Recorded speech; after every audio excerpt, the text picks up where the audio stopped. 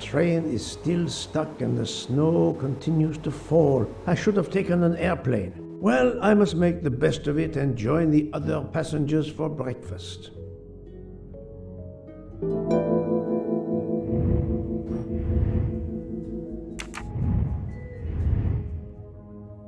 The train still hasn't left.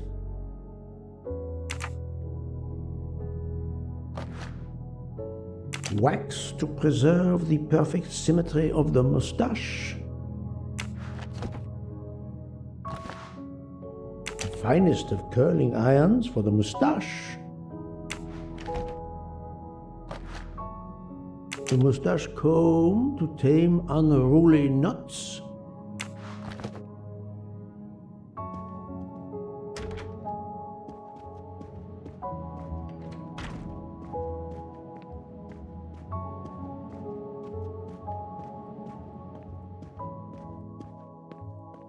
Good morning, Monsieur Michel. Good morning, sir. Please enjoy our special breakfast in our restaurant.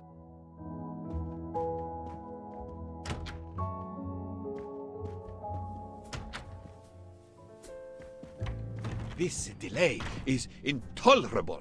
I'm supposed... My daughter said it would be the easiest way in the world. Just sit on the... Good morning, madam. The snow is a predicament, is it not? I am Russian. Snow is no stranger to me. Ah, the accent. Would it be St. Petersburg? You are very perceptive. Monsieur Poirot, is it not? And may I take it I have the honor of addressing Princess Natalia Dragomirov? We dispense with the old titles these days.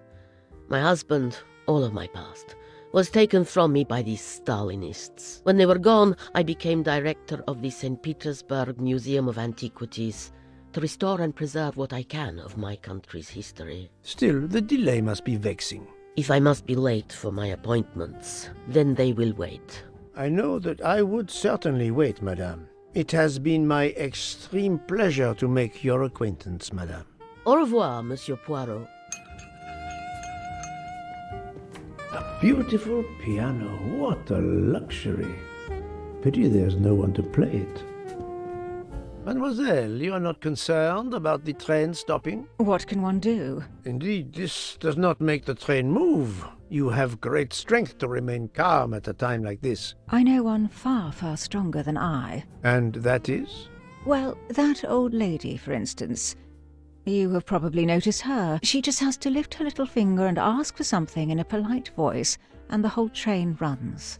It runs also for my friend Monsieur Bouc. But that is because he is a director of the line, not because he has a masterful character. You don't have to have a strong will when you have power. But I suspect I did not need to tell you that, Mr. Poirot. Mr. Poirot. Good morning, Mr. Fauchet. You have early customers, I see. Yes, I am stuck serving here as well at breakfast. Everyone is impatient. They keep complaining that the train is not moving. As if I could get out and push it. It's too early for me to order a boxcar. That is the appropriate drink, I believe. A gin, triple sec, lemon and grenadine mix. A drink for a train indeed. But not perhaps for my breakfast. I think I will settle for an omelette. Good luck, sir. Miss Nielsen is helping to serve in the dining car.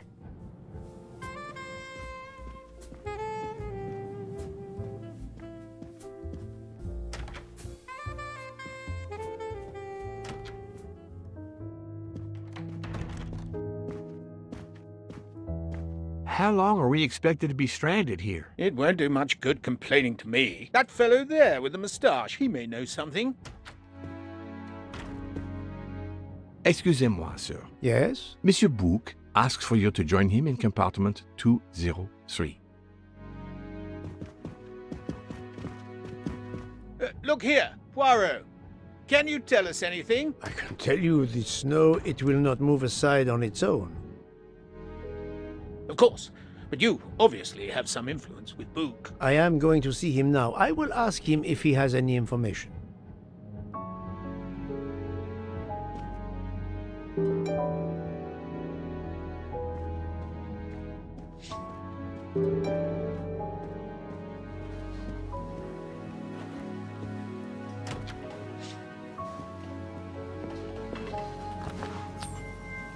Another delightful trophy for my collection.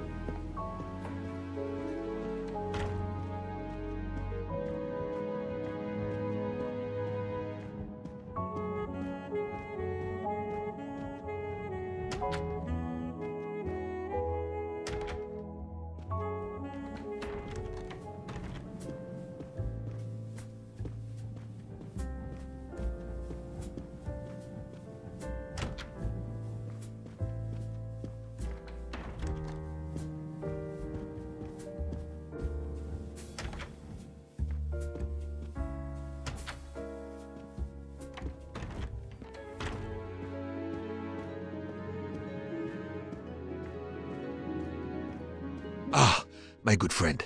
Come in. We have need of you. What has occurred? A passenger lies dead in his bed. Stabbed. A passenger? Which passenger? In there. He's an American. A man called Ratchet. It was his valet, Masterman, who was worried that Mr. Ratchet was not awake yet. Pierre Michel, the conductor, decided to break in and found the body. I see. Well, my friend, I think it is best not to touch anything and wait for the police to arrive.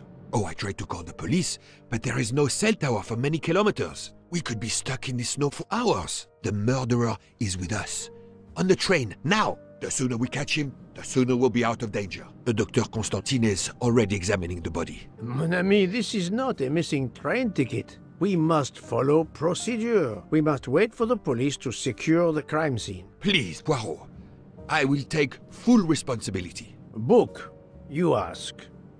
Well, if we cannot contact the outside world, then... Oh, you are going to drive me crazy. In truth, this problem intrigues me. I was reflecting not half an hour ago that many hours of boredom lay ahead whilst we are stuck here. And now, a problem lies ready to my hand. You accept, then? C'est entendu. You place the matter in my hands.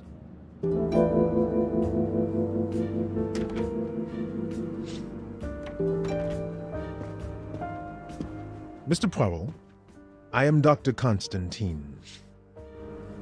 Forgive me, Doctor. You are a medical examiner? No, but I have assisted in post-mortems at Nairobi Hospital, where I am a teaching fellow. I am familiar with your excellent institution. I do not intend to perform a full autopsy, but a preliminary examination should be of some use. Of course. May I have a look? Then we can compare notes. Please.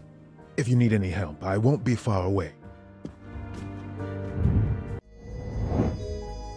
Mr. Poirot, I am Dr. Constantine. Forgive me, Doctor. You are a medical examiner? No, but I have assisted in post-mortems at Nairobi Hospital, where I am a teaching fellow. I am familiar with your excellent institution. I do not intend to perform a full autopsy, but... That's the right answer.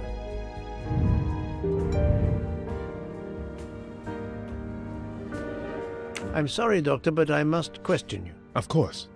I must be considered under suspicion like everyone else. May I know your movements last night? I share compartment 101 with Mr. Book. He would not stop talking about his beloved train. I listened to him for hours talking about his Orient Express. My friend Book will no doubt confirm this. Did you know the victim? Not at all. I noticed him last night at dinner, but I did not pay much attention. Did you touch anything in here this morning? I checked for a pulse. There was none. Rigor mortis had commenced. The body was cool to the touch. I touched nothing else. What can you tell me about the victim? He died from multiple stab wounds of varying angles and depth. More than one would have been fatal. I would place the time of death roughly between midnight and 2 a.m. With more time, I hope I can be more precise.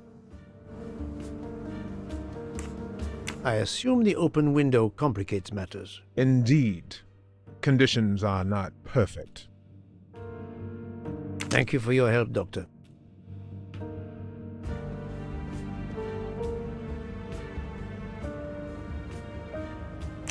As you see, the victim has been stabbed many times. Several alone would have been fatal. Yes, I agree. An attack most savage.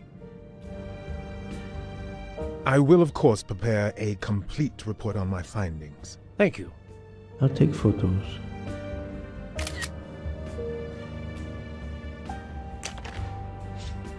The watch is broken. The hands are stopped at 1:15 a.m. One would expect that to be the time when the attack occurred.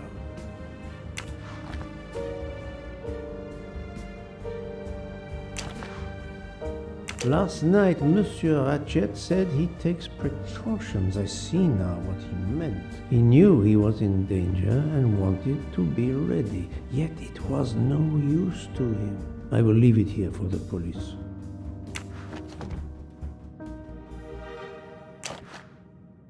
This phone was deliberately smashed.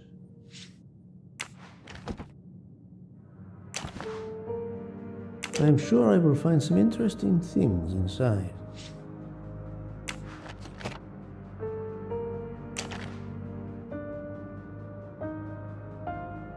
Did it belong to Ratchet?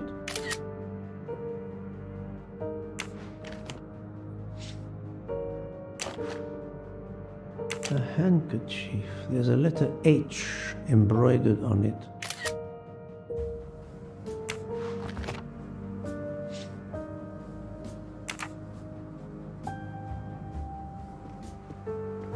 Where can the killer have gone? The snow is falling only lightly this morning. The murderer would have left tracks in the snow if he had jumped out the window.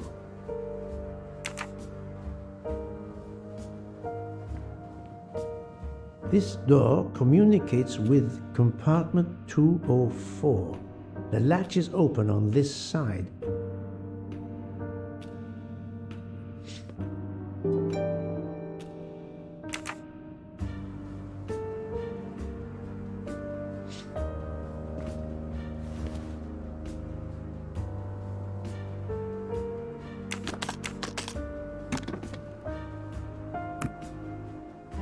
Expensive clothing, recently laundered.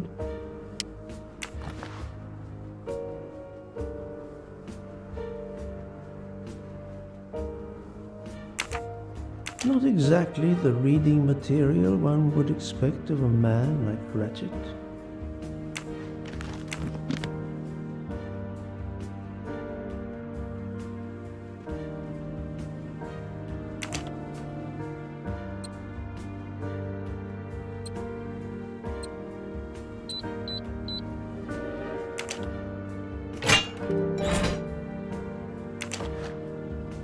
Not very surprising.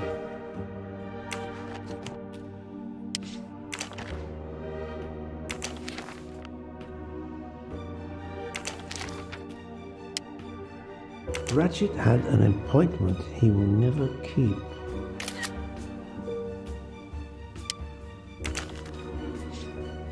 A meeting place on the back of a postcard. Someone with the initials A.W.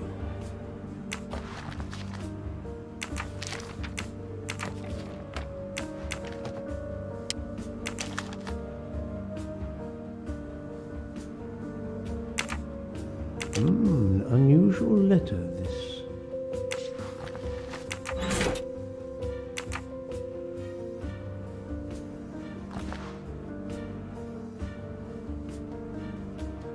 A box of sleeping pills.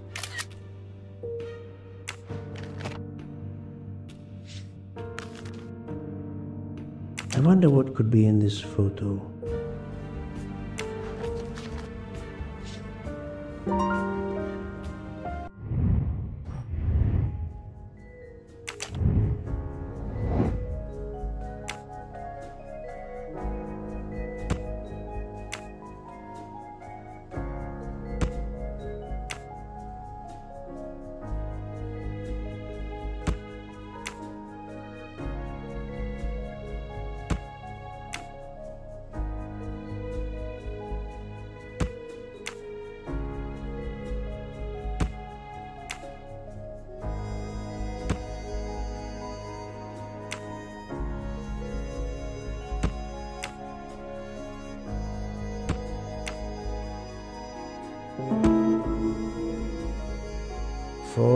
Daisy. Interesting. Et voilà.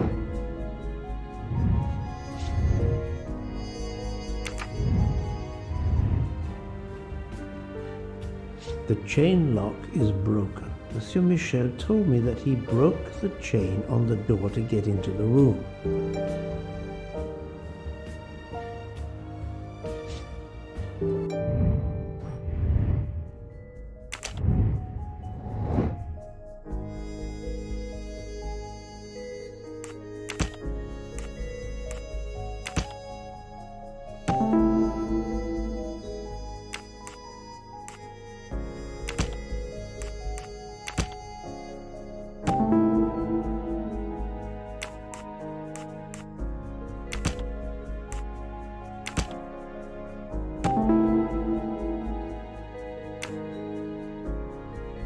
So, the murderer must have exited through Madame Hubert's room. My little grey cells did not let me down.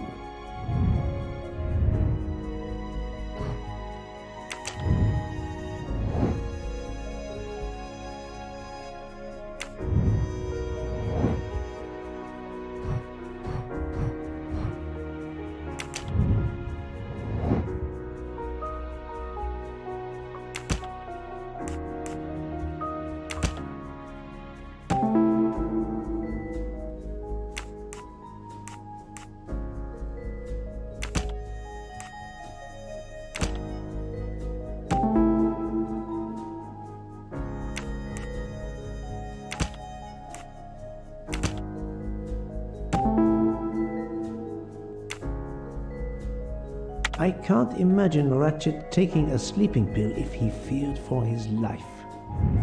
That was easy.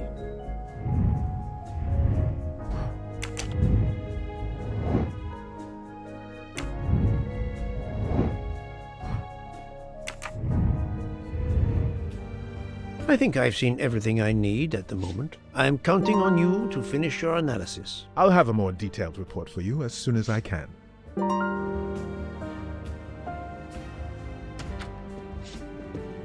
So, Poirot, did you find anything out?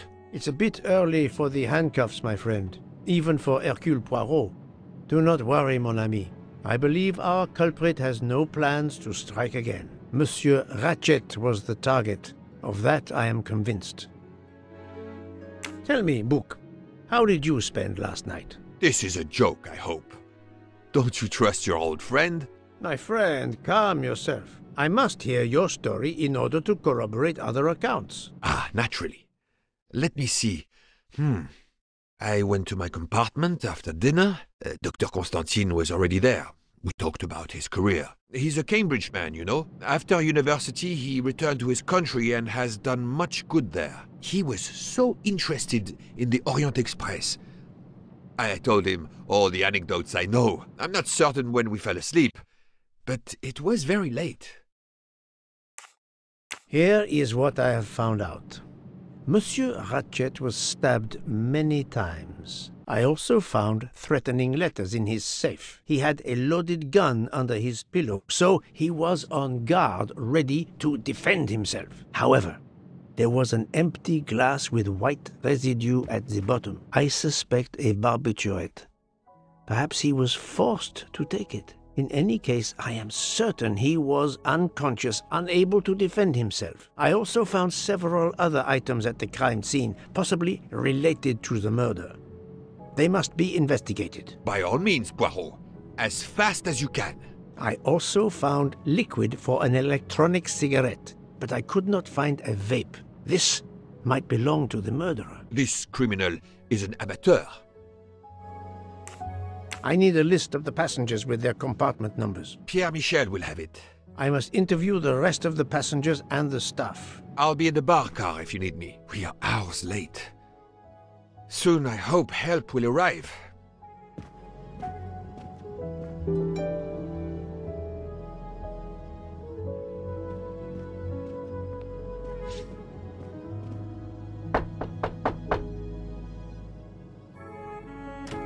Good morning, madam. I am Hercule Poirot. Caroline Hubbard. What can I do for you, Mr. Poirot? I am the bearer of unfortunate news. It's obvious with all the commotion that something has happened. Madame Hubbard, I am afraid your neighbor, Monsieur Ratchet, was murdered last night. Oh my God! I knew it! I knew it! I would like to ask you some questions, but first, may I inspect your room? Of course, yes, you must.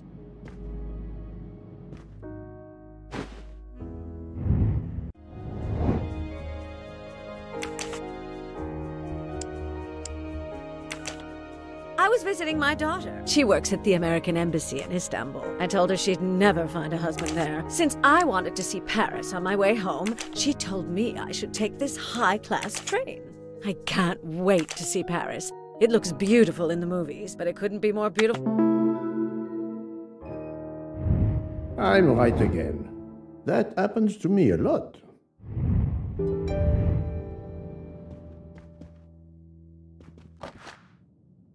Here is a jacket button. It bears the logo of the Orient Express.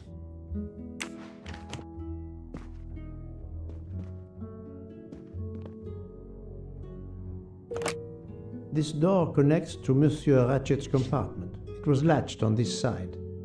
The luxury of the Orient Express is present in every detail.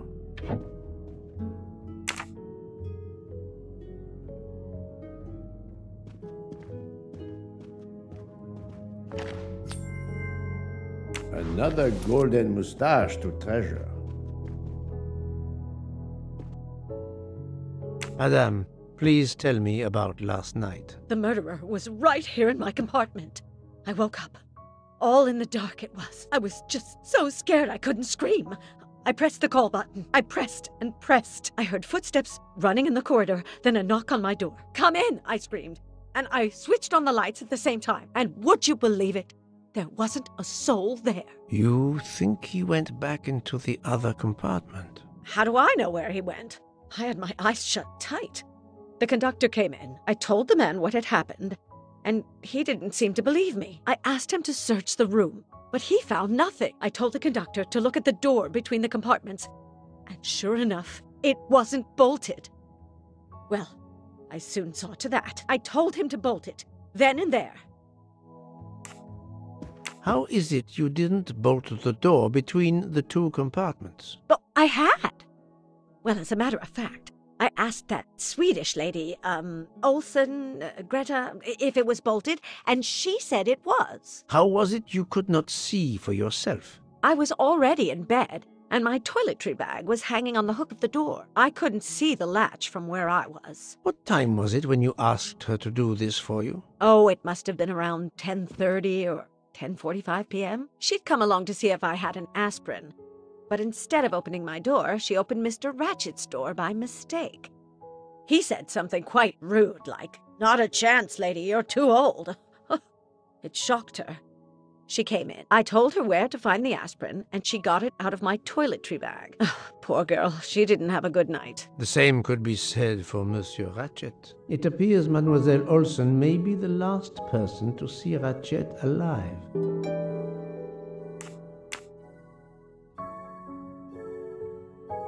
Is this your handkerchief? No, not at all. Yet it is embroidered with an initial H, like your name. I don't care. It's not mine, and I would certainly never buy something so impractical as that frilly thing. Are you a smoker? No, definitely not. Filthy habit. I found a jacket button on your table. It looks like it belongs to a train employee. The button bears the logo of the Orient Express. Well, of course the conductor came in last night, but he didn't go near that table. Still, it's a safe bet that it belongs to the conductor. I'll check his jacket later, to be sure. I have not finished inspecting your room. If you don't mind,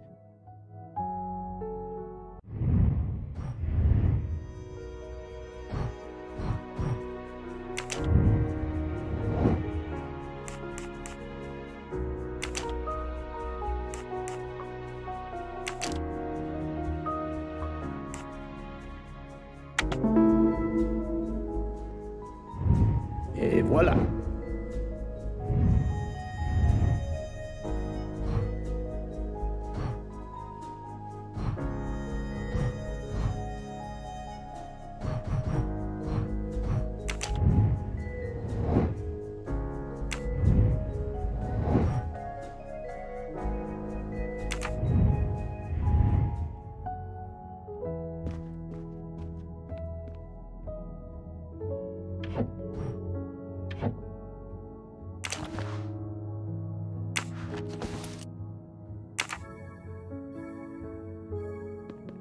Let's see if Mrs. Hubbard was telling the truth about the latch of the connecting door.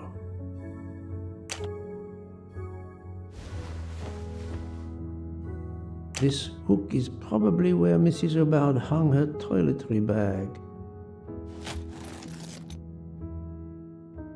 I can see the latch very well from here, even with the toiletry bag attached. I'll have to clear that up with Mrs. Hubbard.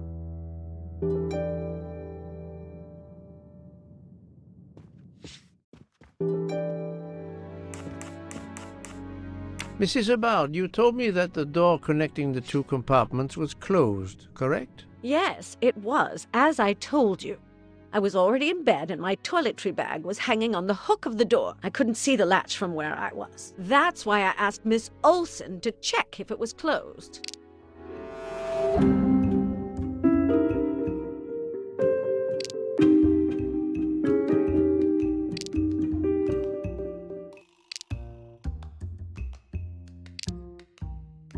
Are you sure everything you've told me is accurate, Madame Hubbard? Of course. I have an excellent memory.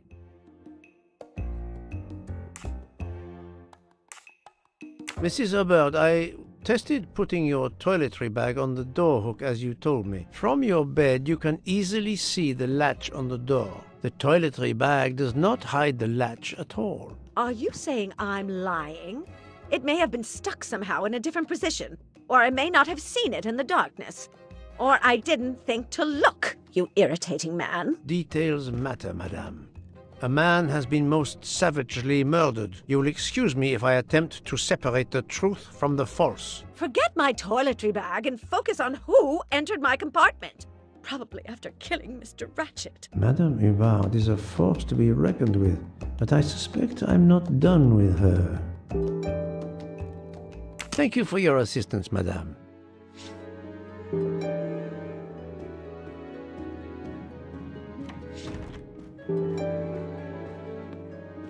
Monsieur Michel, I must ask you a few questions if you don't mind. I will do everything I can to help. First of all, tell me about yourself. Very well. My name, as you know, is Pierre Michel.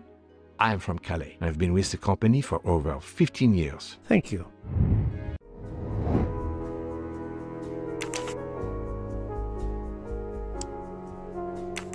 Monsieur Michel, I must ask you a few questions if you don't mind. I will do everything I can to help. First of all, tell me about yourself. Very well. My name, as you know, is Pierre Michel. I am from Calais. I've been with the company for over 15 years. I'm right again. That happens to me a lot. Can you provide me with a listing of the passengers and their rooms, please? Yes, certainly.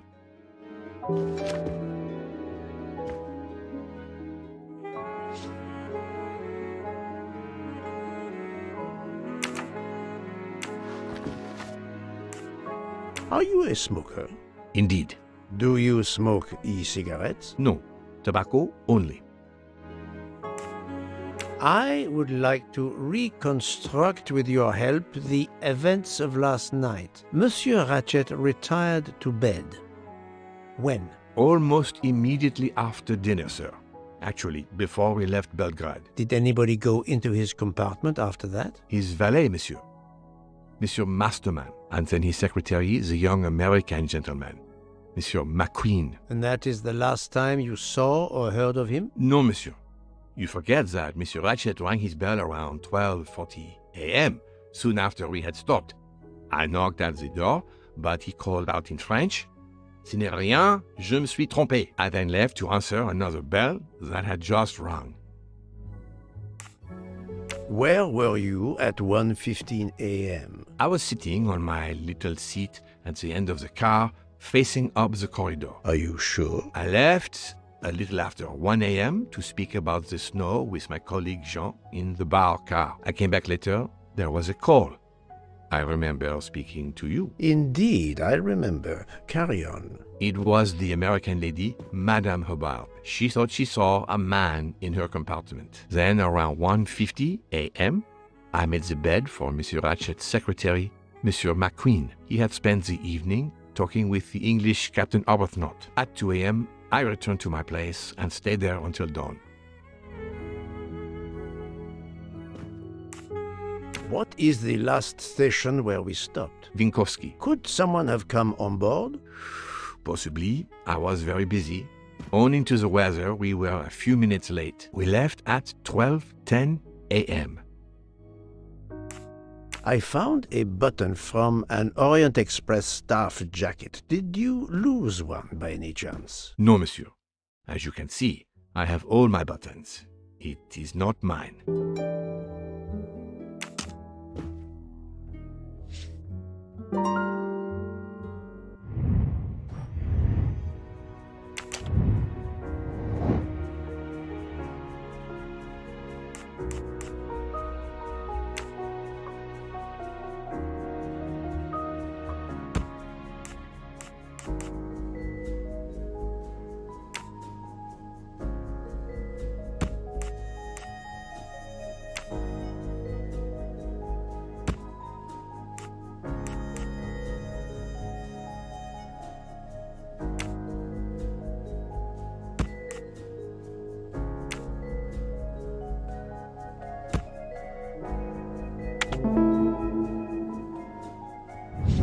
That's the right answer.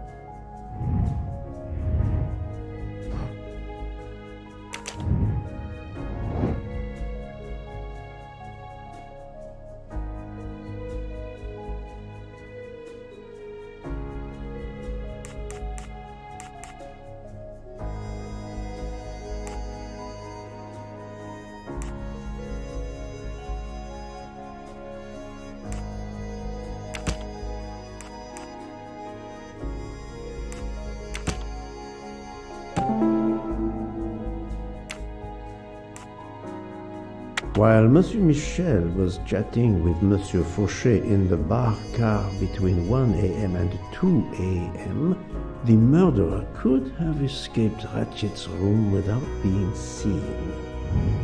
That was easy.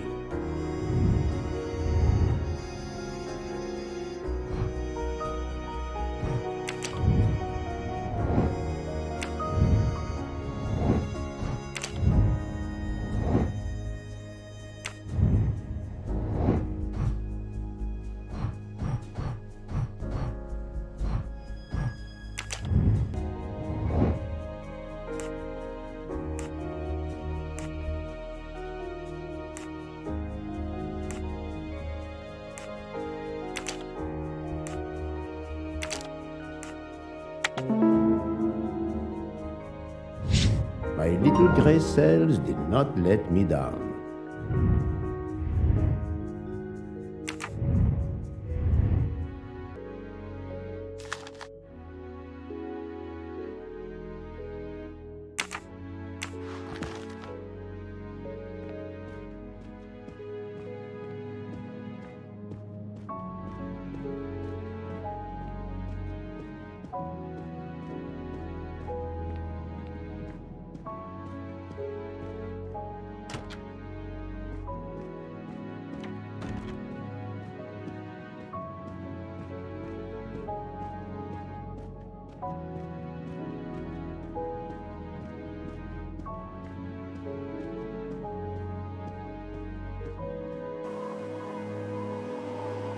The train is completely trapped because of the avalanche. Hopefully not for too long.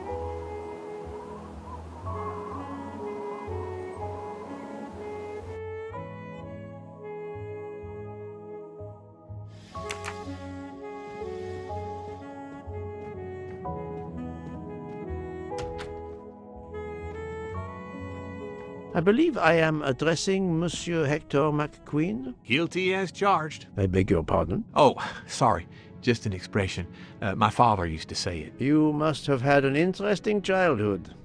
I am Hercule Poirot. No need to be modest. You're a detective. You are Monsieur Ratchet's secretary? I am Mr. Ratchet's secretary. Just over a year. I mainly take care of translating certain texts for him. Mr. Ratchet only speaks English. Prepare yourself for a shock. Your employer, Monsieur Ratchet, is dead. So they got him after all. What do you mean? You are assuming he was murdered? I know he had enemies. What can you tell me about Monsieur Ratchet? He was American. He was an antiques dealer. I don't know much more. Mr. Ratchet never talked about himself or his life, but I think Ratchet wasn't his real name, and he left the United States to run away from something, or someone. Yes? He started getting letters, threatening letters. Do you still have them? I have one. Did you know that Monsieur Ratchet had asked for my help? Asked you? No, I didn't know. He knew he was in danger. When did you last see him? Last night around 10 o'clock, I should say. Did you like your employer, Monsieur McQueen? No, I did not. He was, I'm sure, a cruel and dangerous man. Can you tell me your movements last night? I went back to my compartment. I read a little. In Belgrade, I went out onto the platform to smoke, but it was cold. I quickly went back in. I then went to Mr. Ratchet's compartment to take some dictation for him. I left around 10 o'clock. I saw Captain Arbuthnot. We ended up chatting in my compartment. Then we went out on the platform to quickly stretch our legs at Vinkovsky. He left around 2 o'clock. Thank you. I will need to check Monsieur McQueen's story with Captain Arbuthnot.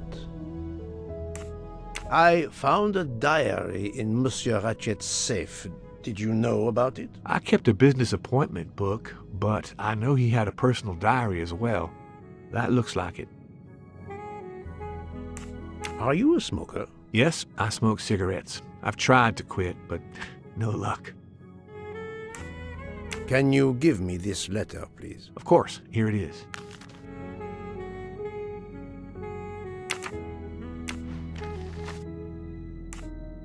Was Monsieur Ratchet a smoker? No, he hated the smell of smoke.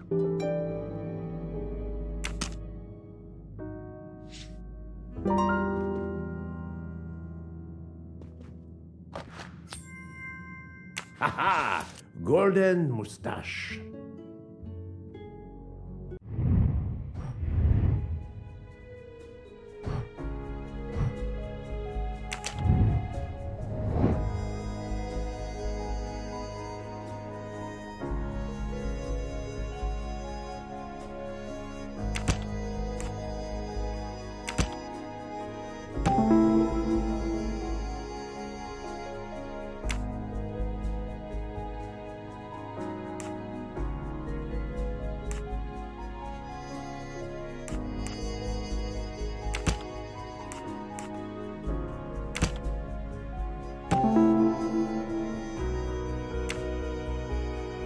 The murderer may have impersonated Ratchet by calling Monsieur Michel to make it seem that Ratchet was still alive at 12:37 a.m. That's the right answer.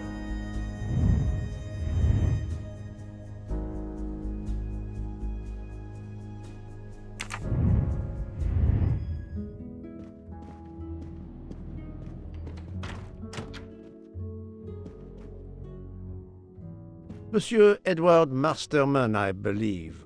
May I ask you some questions? I can barely talk. I have a terrible toothache. We have a doctor on board the train. Perhaps... I do not need a doctor. I use essential oils. If you can find my flask of clove oil in my box, I would be grateful. Fine, if you insist. I will help you.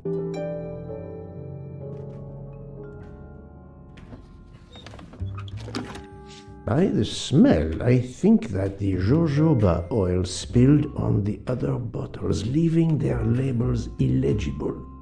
I must find another way to find which one is Masterman's toothache remedy. The weighing scale is soaked in jojoba oil. It's unusable. Ah, this old scale will do the job.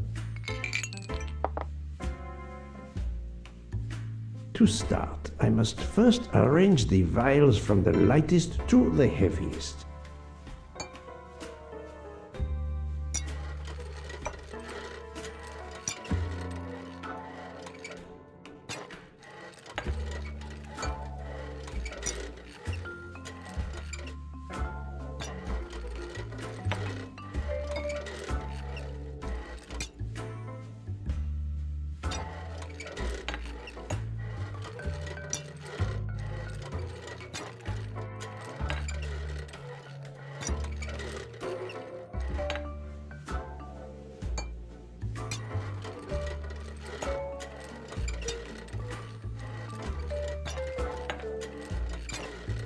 Now that I know the order, I think that I can easily guess which one is the clove oil.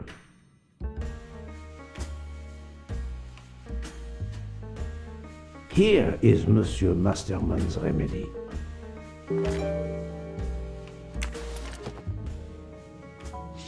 Here is your remedy. I hope it will help.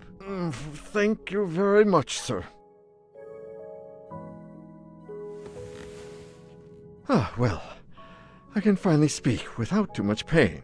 I'm ready to answer your questions. You are Monsieur Ratchet's valet? Yes, sir, that is correct. Were you told that your employer was murdered? Yes, sir. A very shocking occurrence. You are Monsieur Ratchet's valet? Yes, sir, that is correct. Were you told that your employer was murdered? Yes, sir. A very shocking occurrence.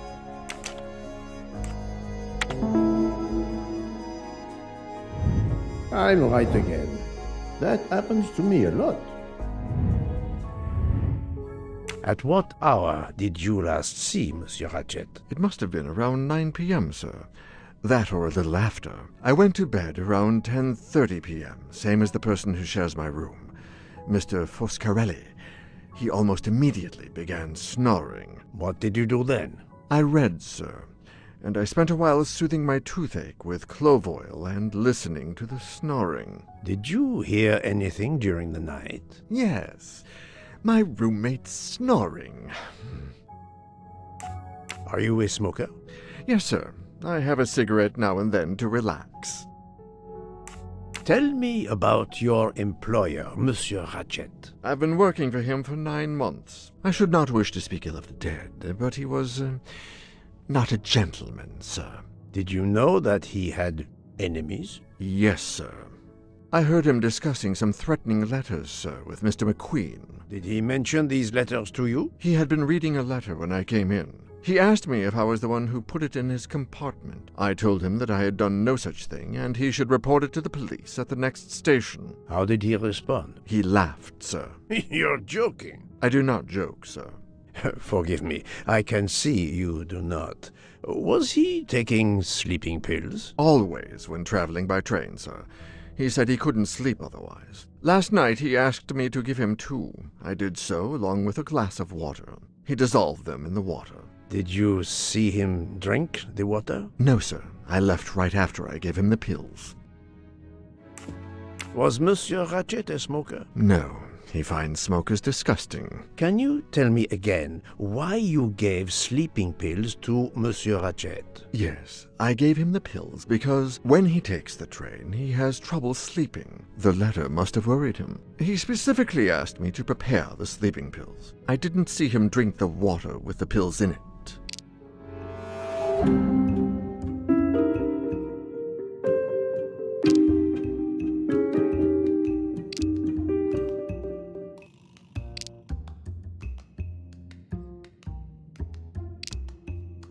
Monsieur, I believe you are not telling me the truth. What? How can you say that? He received threatening letters, one, it seems, last night. Did you know he had a gun under his pillow? And even asked for my help to watch over him? I find it strange that he asked you for sleeping pills when he was afraid for his life and prepared to defend himself. I'm sure I don't know. Maybe to calm his nerves, maybe out of habit. It makes no sense. Wait, please. Isn't it possible that Mr. Ratchet asked me to prepare the pills, but didn't plan to drink them for some reason? It is possible. But I am a student of character, monsieur, and the Monsieur Ratchet you describe is not the man I met. If you'll excuse me, my toothache is getting worse again. I'm afraid this time you must prepare your own clove oil.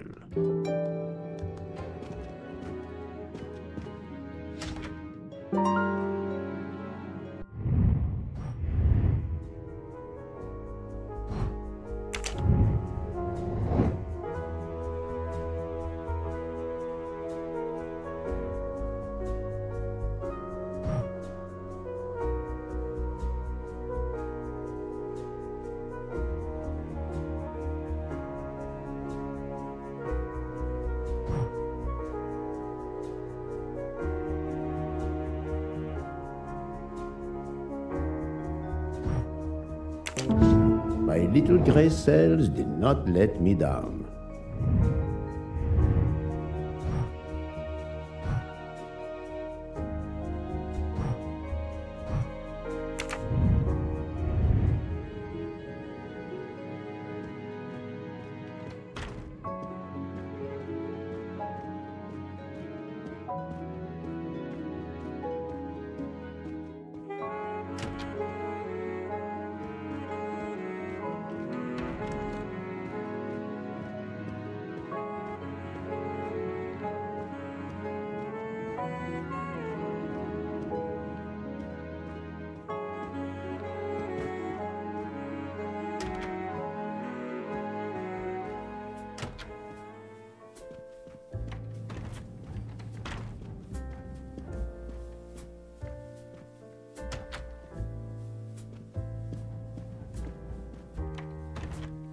So, my friend, have you found our killer?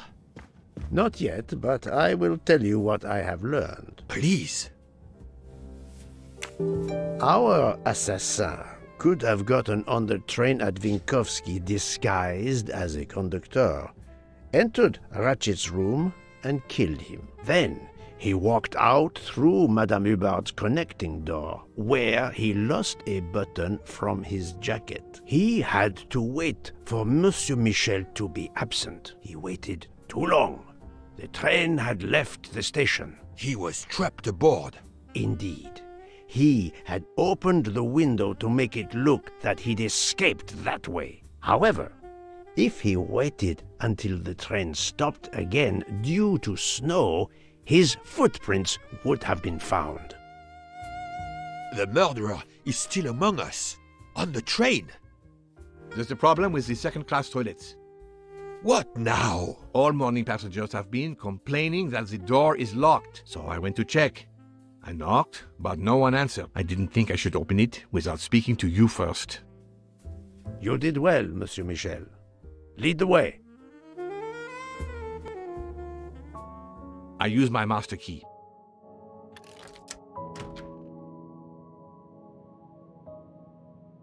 But who is she? Is she alive? She is breathing. Then if she isn't dead, isn't she our murderer? That, my friend, is what we must find out.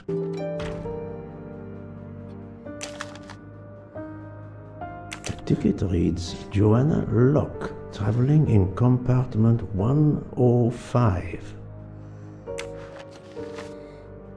Miss, can you hear me?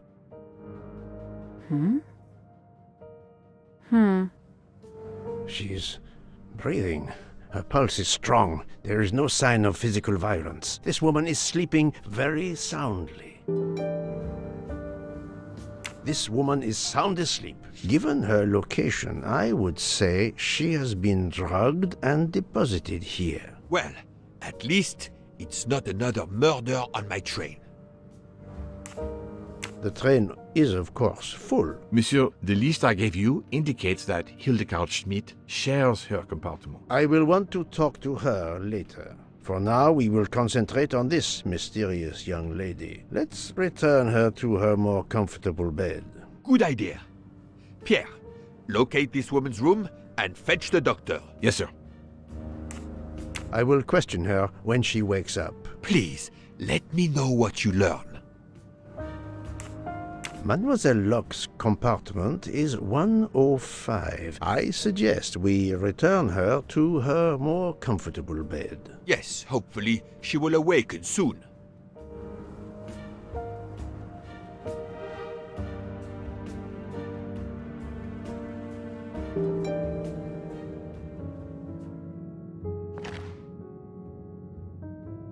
A cup of tea with white residue at the bottom.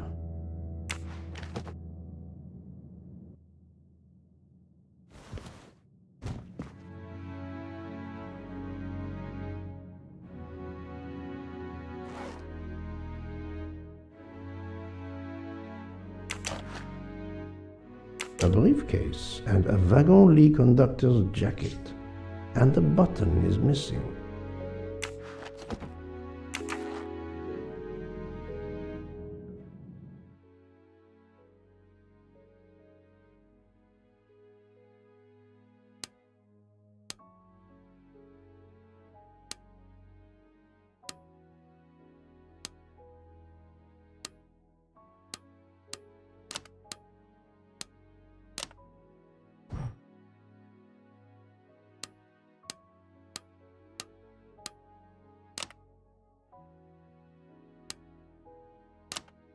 So, Poirot, any luck so far?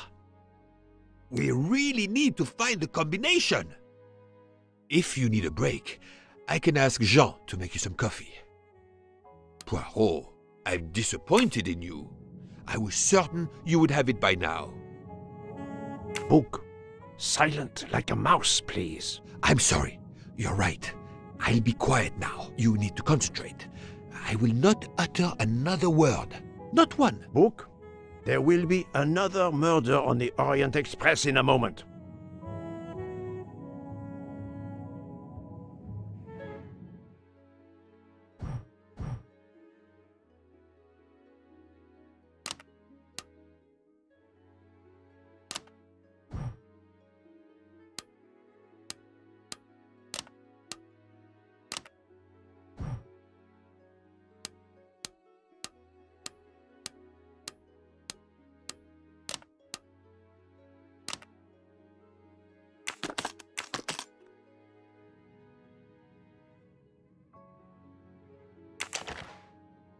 She has a gun. Come, Poirot. Criminals are often known to carry one. Ratchet was stabbed, not shot. But then why take it on the train?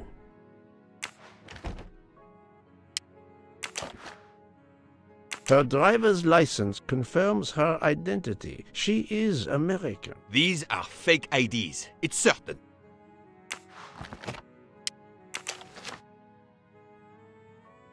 The stuffed animal is the same as in the photo found at the crime scene. What a coincidence. Mademoiselle Locke appears to have been investigating Monsieur Ratchet.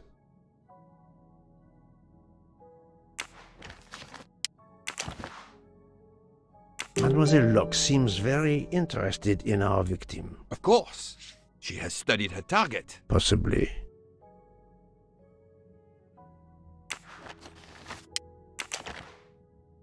This badge says that Joanna Locke is an American detective with the Berkshire Police Department in Massachusetts. An American police officer? Oh. Look, she's waking up. Thanks to you, I would not be surprised if our murder victim were also waking up. What?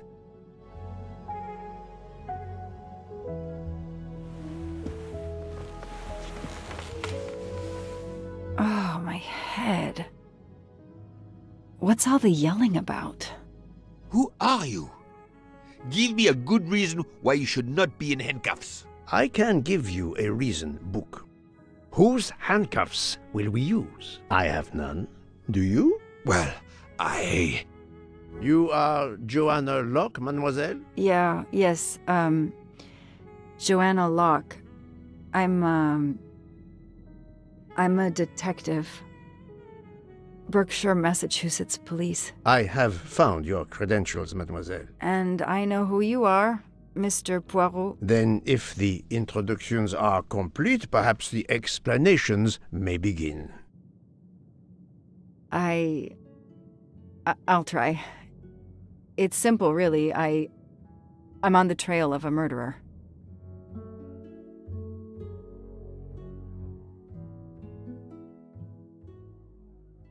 I had just been promoted to detective after 5 years on patrol.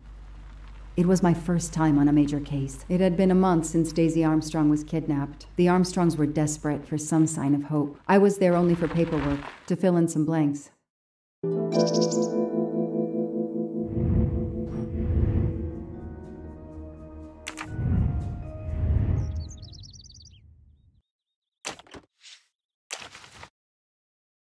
A topographical map, often more important than a road map in these mountains.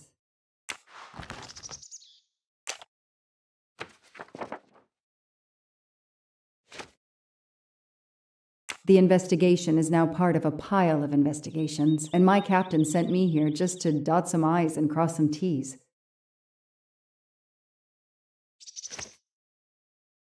The crime was audacious. How could the kidnapper know which was the window of Daisy's room? No, they could use a ladder to reach it, and no, they could enter the room without being seen. The misspellings are clearly on purpose, and they didn't return the child when the ransom was paid. How could the child be taken with so many people in the house?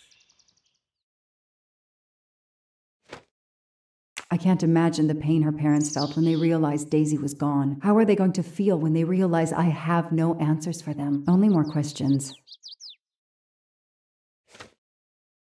That's why I'm here.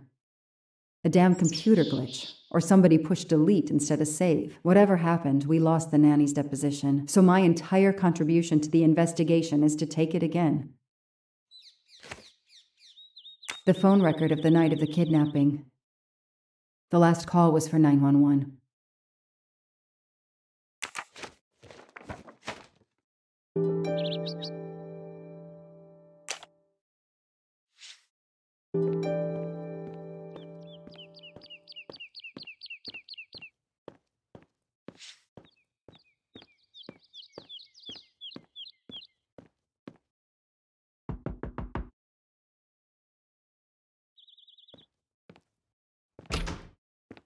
Good evening. Colonel Armstrong? Yes. You're the detective they phoned about. Joanna Locke. I don't remember you. I'm newly assigned to the case. It's about time more detectives were involved. My wife, Sonia, she hasn't been herself. Every day is a waking nightmare for us. Tell me you've uncovered something new. I'm here to speak to your daughter's nanny. There was a computer problem. Her earlier statement has been lost. Oh, I see. We had hoped. Well, do as you wish. I won't be far if you need me.